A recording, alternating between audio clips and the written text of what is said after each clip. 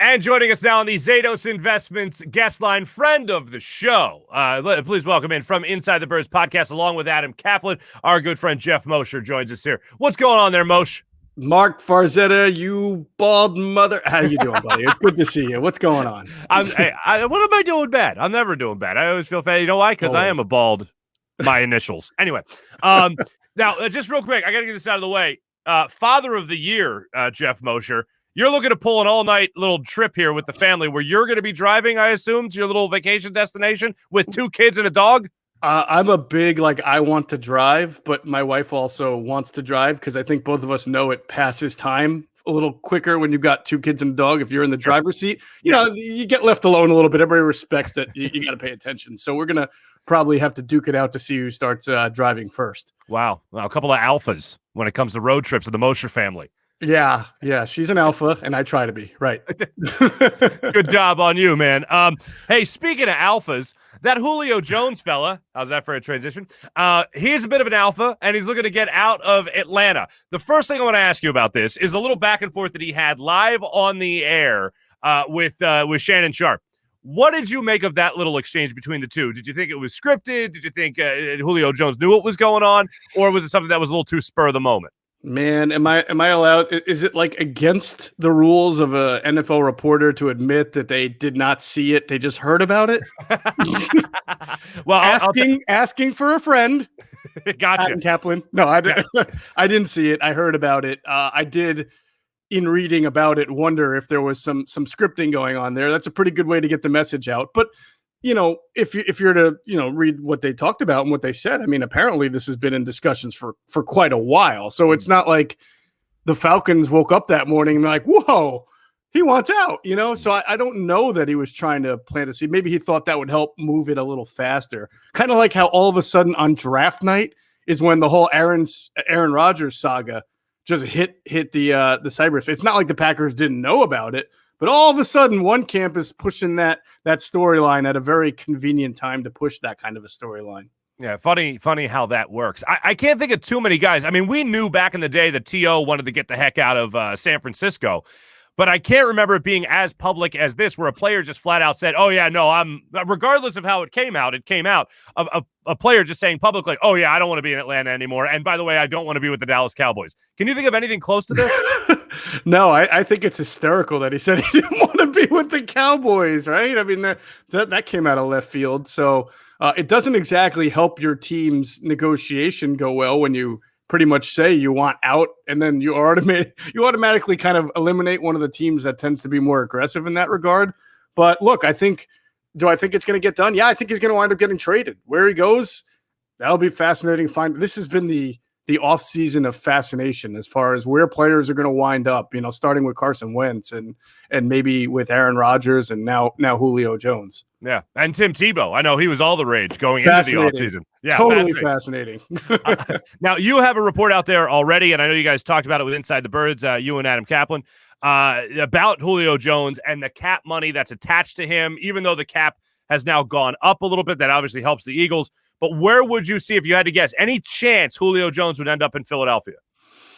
I never rule anything out because I know how aggressive Howie Roseman is. And, when you see the Eagles mentioned in names, always with big name players, it's not a smokescreen or false. I know a lot of people think that the Eagles get used. In some regards, they might. But what Howie Roseman's deal is, and this is what I think is one of his strengths, is that if there's a really good player out there who can help the Eagles, and in most cases, a really good player at any position can help any team, he's going to make a phone call and he's going to find out all he needs to find out, whether it's how much it costs to get that player, why that player wants out, medically how that player is doing, all of the research that it takes to do that.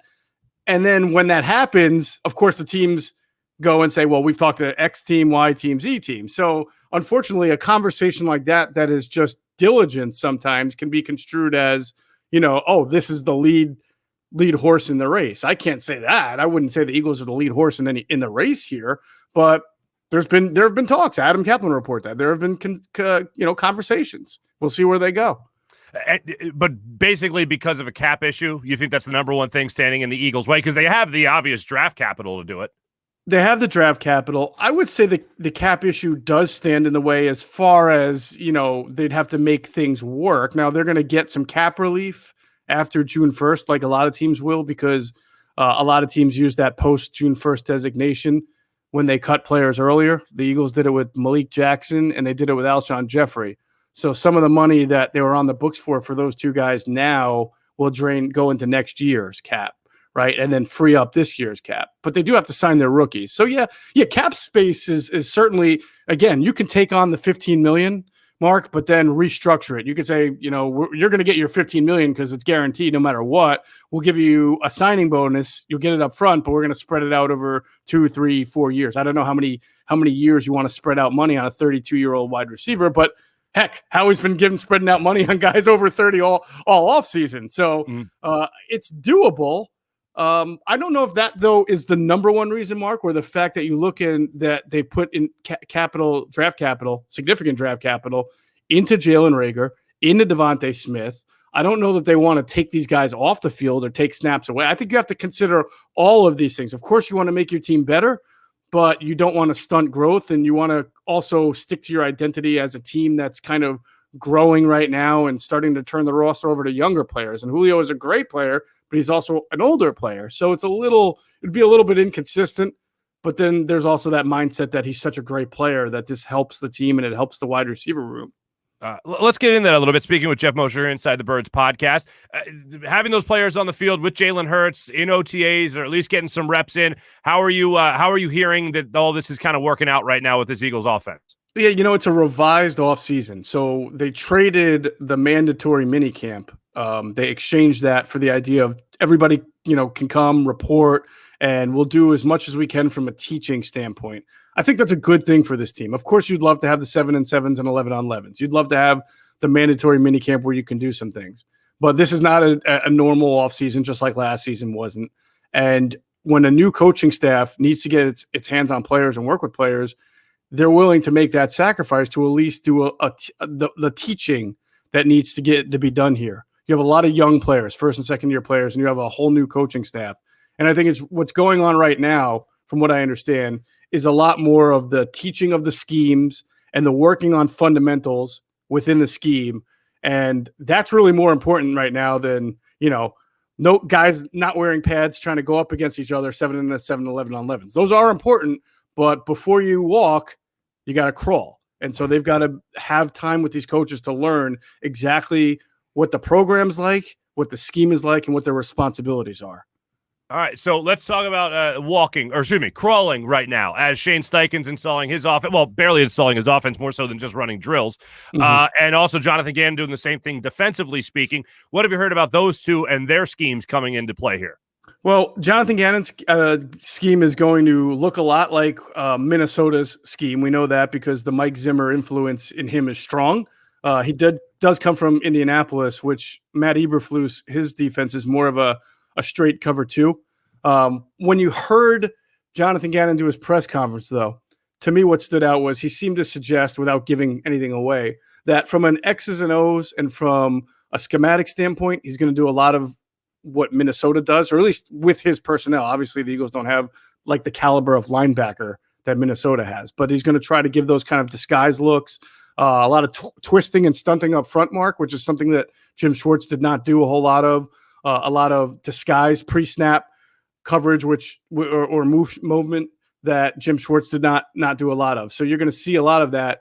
But he did say with Matt Eberflus, with the Colts defense, he said that Matt taught me what I want my defense to look like on tape, meaning like the mentality. And that Colts defense plays like a lunch pail defense. They're fast to the ball. They're tough. They're aggressive. That's what he wants this defense to be built into. Schematically like Minnesota, attitudinally, if that's a word, or personality-wise, like Indianapolis. And so that's what he's trying to do. And, of course, Steichen and Nick Sirianni are working on installing what's going to look more like a pure West Coast offense. But the big thing with them, Mark, and I think there's some misconceptions based on some press conferences this week, is that what they're going to do is mix and match wide receivers and have them all cross-trained. So Jalen Reagor says, I'm going to see a lot more time in the slot. And it felt like the people reacted as if, oh, my God, he's now a slot receiver. I thought the whole thing about him was well, we didn't want Justin Jefferson because we thought he was only a slot receiver. But Right. that is not the case. He is not only going to be he's not Nelson Aguilar, a guy who clearly struggled on the outside, was lost in his own head, and had to have his career revived by only being a slot receiver. He and DeVonta Smith and Travis Fulgham are going to, as I understand it, move around the field and be featured in different ways, in different packages against certain defensive looks that will be different as well. Mm-hmm. Now, to get back to the defense for a second here, Alex Singleton said the other day that he feels like he's a perfect fit for Jonathan Gannon's scheme. What do you think he does well that will, this scheme will benefit him even further? Yeah, I'm not sure I agree with him. Okay. I just because if we're looking at what Minnesota does, I'm not sure that's, Singleton is an ideal strong side. I'm not sure he's an ideal middle. He's a good sideline to sign, nose for the football type of player, but he's not a great coverage linebacker. And when you play a lot of that zone, that 2 deep zone that Minnesota plays, you need guys like Eric Wilson who are a little more rangy, right? And that's why he was brought in and also attacks the quarterback pretty well. Now, Alex, I think, has a nose for getting to Jim did use him as a blitzer, but he's also brought in Ryan Kerrigan here, not Jim, but the Eagles, right? Who's a lot better at getting to the quarterback than pretty much anybody else on the team. So I'm not exactly 100% sure where Singleton is going to fit. I do think he's the type of guy, though, that has been adaptable and works hard and is smart. So I imagine he's going to get his opportunity to show where he fits. Might be weak side, might be middle. We'll just have to kind of see how that – we have to see what Kerrigan does in this defense and what Eric Wilson is in this defense almost to figure out what Alex is going to do. But he's certainly still one of their more talented linebackers. I have to ask you about this real quick because I know we really can't see a lot of these guys yet. As you said, no 7-on-7s, no 11-on-11s yet. But DeVonta Smith, pretty much everything you're hearing, good news from what you've heard so far? Yeah, I think the thing that you really like, what I hear about DeVonta Smith and what this wide receiver room needs is that mentality.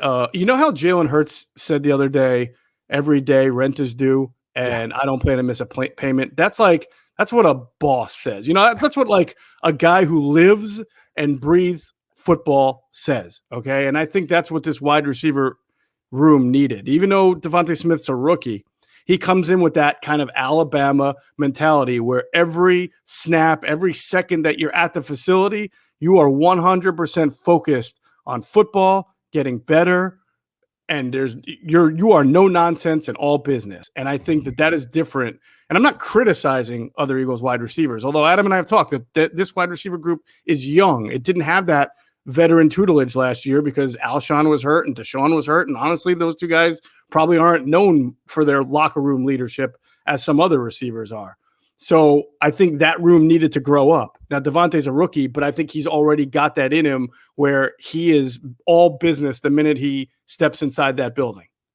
Last thing for you, it was an interesting announcement that the Eagles made today. Well, 2 interesting announcements in their front office. One, Dave Caldwell is going to be taking over, helping out in the front office. What exactly will his responsibilities be as a former, 8-year general manager with Jacksonville?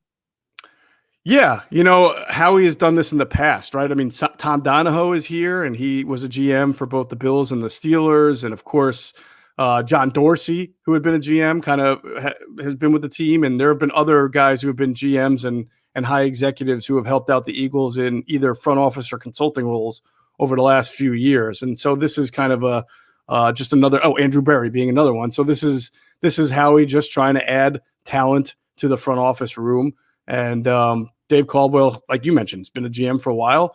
I know it didn't go well in Jacksonville from a record standpoint, but they did actually draft fairly well. They've always they're almost like the feeder system for the rest of the NFL at times with Ramsey going on and Ngakoue, and there've been a lot of pretty good players on that team. Just Allen Robinson, AFC Championship game a couple years ago. Right, Allen Robinson, and then Fournette won a Super Bowl. So they've drafted fairly well. It's just that they've been a mess in other areas. So here's a guy who is, most importantly, is a good person. This is a front office that kind of prides itself on having good people in it.